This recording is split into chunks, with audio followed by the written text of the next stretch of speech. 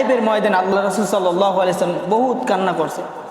আল্লাহ রাসূল সাল্লাল্লাহু আলাইহি সাল্লাম মনে করছিলেন আমি এখানে গেলে আমি ইসলামকে প্রচার করতে পারবো, এখানে গেলে আমি দাওয়াতকে প্রচার করতে পারবো সুন্দর মতো, কিন্তু সেখানেই বেশি কষ্ট হয়েছে। তার উপর বাচ্চাদেরকে পাগল বলে লিলি দিয়ে হয়েছে, বলে পাথর মারো, পাগলের গায়ে পাথর মারো। আল্লাহ রাসূল সাল্লাল্লাহু আলাইহি সাল্লাম ইসলাম কায়েম করার জন্য আজকে বাংলাদেশে আমাদের ইসলাম কিভাবে আসছে,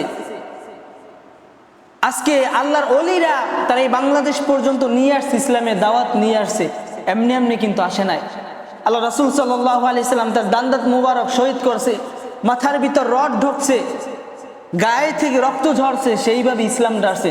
আর আজকে আমরা মুসলমান হয়েও আমরা মুসলমান দাবি করি, কিন্তু মুসলমানের কাজ করি না, 5 ওয়াক্ত সালাত আদায় করি না।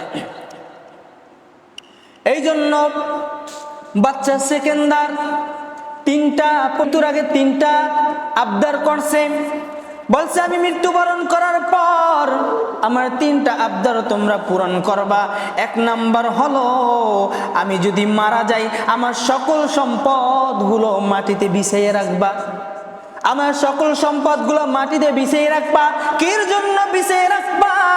আমার সম্পদ যদি মাটিতে বিছানো থাকে মানুষগুলো দেখে বলবে বাচ্চা সেকেন্দার দেখো খালি হাতে পৃথিবী থেকে বিদায় নিয়ে চলে গেছে, সকল সম্পদগুলো আছে কিন্তু বাচ্চা সেকেন্দার নাই।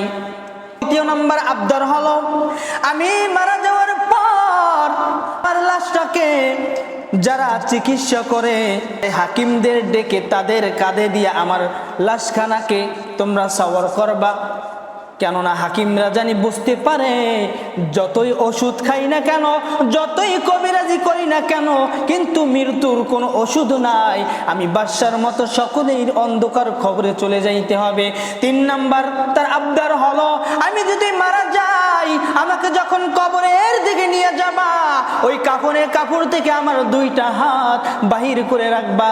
আমি যাইতে থাকবো বাহির করে রাখার পর কিছু মানুষ ডাক দিয়া বলে তাকাইয়া দেখো বাদশাহ মৃত্যুর পর 2টা হাত বাহির করে তারপর বলতেছে আমাকে ধন সম্পদ দাও, আমার সম্পদ দাও। কিন্তু কিছু ঈমানদার বান্দা বান্দি ডাক দিয়া বলে না না বাদশাহ সেকেন্দার দুনিয়ার খালি হাতে চলে যাইতে দেখাইতে আছে, আমি দুনিয়ায় এসেছিলাম, এখন দেখো আমি খালি হাতে বিদায় নিয়ে যাইতে আসি, তোমাদেরও খালি হাতে বিদায় নিয়ে যাইতে হবে। এই থেকে একটা শিক্ষা পাওয়া যায় তুমি যত ধন সম্পদের মালিক হও না কেন, তুমি যত টাকা পয়সার মালিক হও না কেন, অন্ধকার কবরে তোমার একলাই যাইতে হবে, অন্য কেউ যাইবে না, তোমার ধন সম্পদ কিছু যাইবে না। আল্লাহ রাসূল সাল্লাল্লাহু আলাইহি সাল্লাম বলেন আমি উপস্থিত থাকিয়া বলবো ও আমার উম্মত দুনিয়ার মুসলমানের দল আমি নবীর জন্য কি কাজ করছো।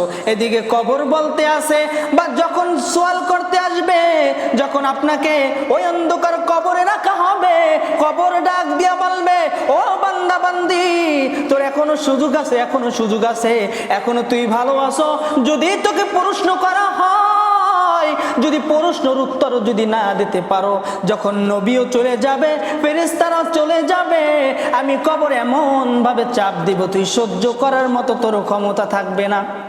এই জন্য রাসূল সাল্লাল্লাহু আলাইহি সাল্লাম বলেন ও দুনিয়ার মুসলমানের দল মৃত্যু বরণ করবা, মৃত্যুর স্বাদ গ্রহণ করতে হবে। মৃত্যুর আগে তোমার দিলটাকে তুমি পরিষ্কার করো, তোমার দিনকে তুমি খাঁটি করো। এই জন্য বলে আখলিস দীনাকা ইয়াকফিকাল আমালুল কলিল। তুমি সময় পাও না ইবাদত করার জন্য, তুমি সময় পাইতে আসো না, দুনিয়ায় তোমার এত ব্যস্ততা তোমার দুনিয়ার ভিতর। এই জন্য আল্লাহ রাসূল সাল্লাল্লাহু আলাইহি সাল্লাম বলেন অল্প আমল করো, যতটুকু আমল করার কারণে তুমি দুনিয়া থেকে বিদায় নিয়েও জানি তুমি জান্নাতের ঘেরান পেতে পারো। এই জন্য দুনিয়ার মুসলমানের দল কবর ডাক দিয়া বলে ও দুনিয়ার মুসলমান আমি যখন মাটির কাছ থেকে হেঁটে যান প্রতিটা কদমে কদমে ডাক দিয়া বলে আমি মাটির উপর থেকে তুমি হাঁটতে আসো, আমাকে কষ্ট দিতে আসো, কিন্তু আমার কবরে যদি আসো, যদি ভালো আমল নামা নিয়ে আসতে পারো, আমি মাটির বিছানাটা শুধু মাটির বিছানা হবে না, আমি মাটির বিছানা এত নরম হয়ে যাব, আল্লাহর হুকুমে আমি মাটির বিছানা জান্নাতের বিছানা হয়ে যাব। সুবহানাল্লাহ। আবার ডাক দিয়ে বলতে আছে, যদি তুমি খারাপ আমল নিয়ে আসো, আমি মাটির বিছানা, শুধু মাটির বিছানা থাকবো না, এমন দুর্গন্ধযুক্ত হয়ে যাব, সকল সাপ বিচ্ছুগুলো তোমার গায়ে এসে ঝাঁপিয়ে পড়বে। কি একটা অবস্থা হবে। আজকে জুম্মার দিন আছে, জুম্মার দিনে আজকে আমাদের বড় বড় কিছু ফজিলত আছে।